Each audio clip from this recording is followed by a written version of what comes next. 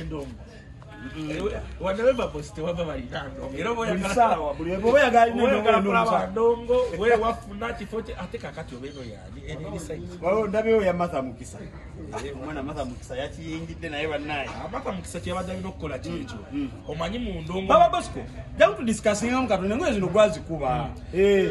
Gwazi kuba engoye zino. Martha Mukisa ebyaddala kye yakoze tewali buzibu ekyo kye yabadde alina okukola. Mu ndongo eno bwe wetaaga okusajjakula okuva ku level koli okudda ku level endala. Mulimu abantu abasitagana nti ngirawo ng'endongo egaanye. Lydia Jasmine yimbi bulungi naye wadde listeners party wadde ki ate kati ffe endongo yaffe yayonooneka ngeegi muzibalira kuki ku concerts yakoze show kakati Lydia Jasmine Gurunedi Karona Ntongo baganiddeawo era Karona Ntongo watakola concert mwaka guno agenda kubeera nga ba Jasmine ani omulala Gurunedi era agenda naye kubeera like mediocre artist if he does not even make a listeners party wade wagulu wali isegeza concert making omuyimbi Baba Bosco making omuyimbi engoye zino gwazi kuba bulungi nnyo Martha Mukisa eridio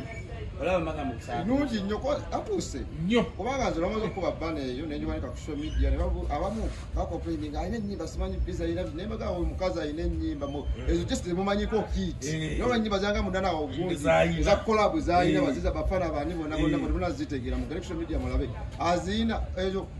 concert ababutakula concert mwaka guna batanga making omuyimbi katula tujuwanise gwelinda gundi extra agafunyi ne ba promoter bayata Kankulaga for example Chameleone mwali mwayogeranga ddanga abantu bamuyisaamu amaaso kakati ddamu muyisemu amaaso kyasoboka yategese ddamu muyisemu amaaso kambuzeemu ko katono keti yakiyingidde oba bwe buno obadde bwaffe bwe tukola keti obadde bwaffe obutegedde ndigenda kozesa logo yayo negundi mbitewo ayina repetition keti ey'okusigaza si musajja musiru guli mulimu okuwa logo ye tigenda okozese kino ani akugenda okukola engoye kati yatukiridde ne Bosco yogera amazima oli maaso gaba tasobola kusirwa kugamba nti lekankole bwe ne bakolagana ne Black Magic ani akugenda okuba engoye neri city jina eriko kiti na juwade kiti Bosco litulage lero litulage kiti muri mo kiti is not allowed kali bali Black Management bali ku ground bano bali ku modelinga mulimu bana ziri meka emini kutambudde kutya nengo kiti omanya abera busy ate nawo muyimbi atandiko lino kutingira mu bana ziri nga bana bisatu kadi bana Black Magic bebagenda okuzitambulirako okuze kutya oludda ne muri mo kiti yakuyingidde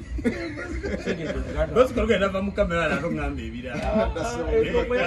no bulaga ko buli ojabula keti ategese tamboze bali bali Bosco linda kuvaawo waliwo omuyimbi omupya eyaze bamuyita muganda wa Chosen Becky aliwa Shonga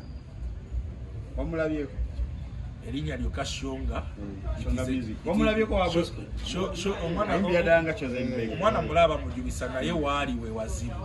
Shonga alina enkokola mu ndongo eno kuva mu obsessions kati enkokola ezo zigenda kuva kuoyo zidde kuoyo then nekirala intentions za Shonga mu ndongo zaagala okutegerekeka kati newoba ofooti omwana newaba ayimba bulungi a lot needs to be desired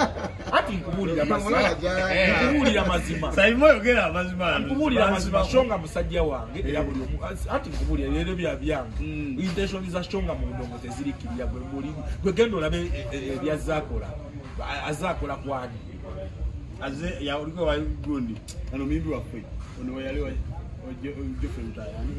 Sasha Bright bali bo bali abawala abalungi be yalina abo bweshiri bana balungi ani awo mulala kakati nakolako ne bala tesimanyi omwana tumuwemu obudde naye era kyalina okukola linnya lya Shonga butamubutikira wanaabulira Shonga nga naye asobola okweyongerayo because anytime from now Shonga agenda kudduka wanaba maliriza intentions apisemu I think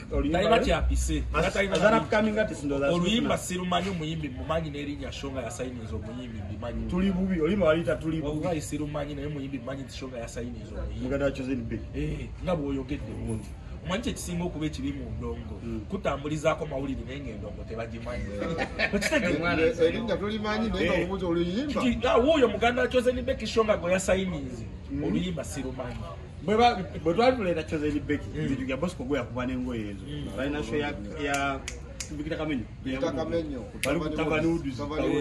awo ngeri balumaze okuyitamu nono lugenda yitamu Simo nono lugenda yitamu siruganye kuyitamu nekyo kitegedde because wamanya